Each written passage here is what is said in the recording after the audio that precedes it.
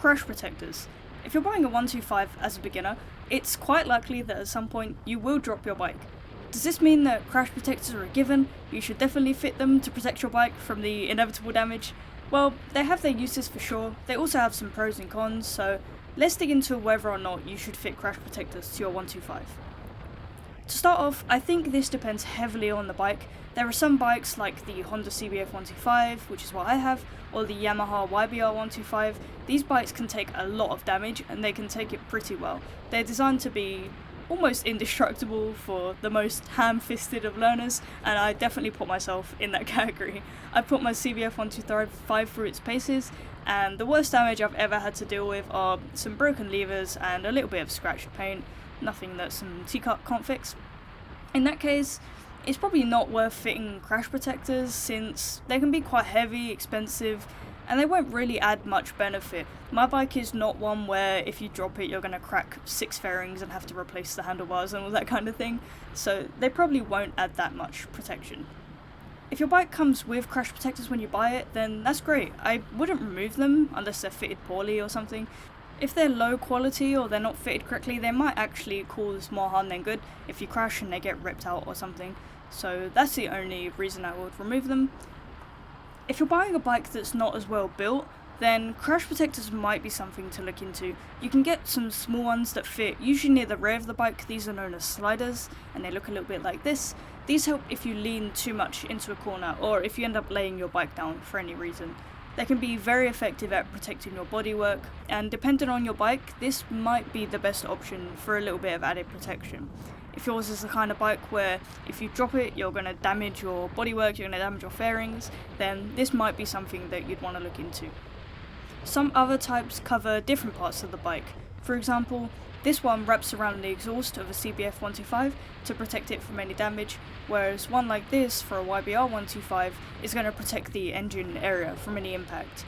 Which one you should buy depends on the anatomy of your bike. If the engine is very poorly protected and almost any crash will see it hitting straight onto the tarmac, you might want to reinforce that area. The exhaust protector would have prevented a nasty scuff on my exhaust cover, which I'll probably have to replace now to make the bike look good again since it's gone all rusty and that kind of thing, so kinda gutted that I didn't have one of those fitted at the time, but it doesn't really matter too much now. That's the other thing, is that for bikes like these, parts are very cheap. To replace that exhaust cover will probably cost me like £40 or £50, whereas this crash protector is like over £100. So it depends on the availability of the parts as well for your bike, whether it's worth it. In my opinion, don't rush out to buy every single crash protector you can get. In fact, you probably don't need any, but if you'd like to get one to protect a vulnerable part of your bike so you can sleep more easily at night, then go ahead and get one. I don't think it's a terrible idea, I just don't think that it's 100% necessary if you're not using crash protection or doing something horribly wrong. This is all assuming that, like me, you've gone and bought a second-hand 125 and you're planning on keeping it for like a year or two and then getting rid of it. If you've bought a brand new or a very expensive bike and plan on keeping it pristine for a very long time, you might want to reinforce it some more. In my case, I don't care too much about the damage to this bike since it seems to hold its value pretty well even if it has some minor cosmetic damage, and there's not much that can happen to this bike that can't really be fixed pretty easily.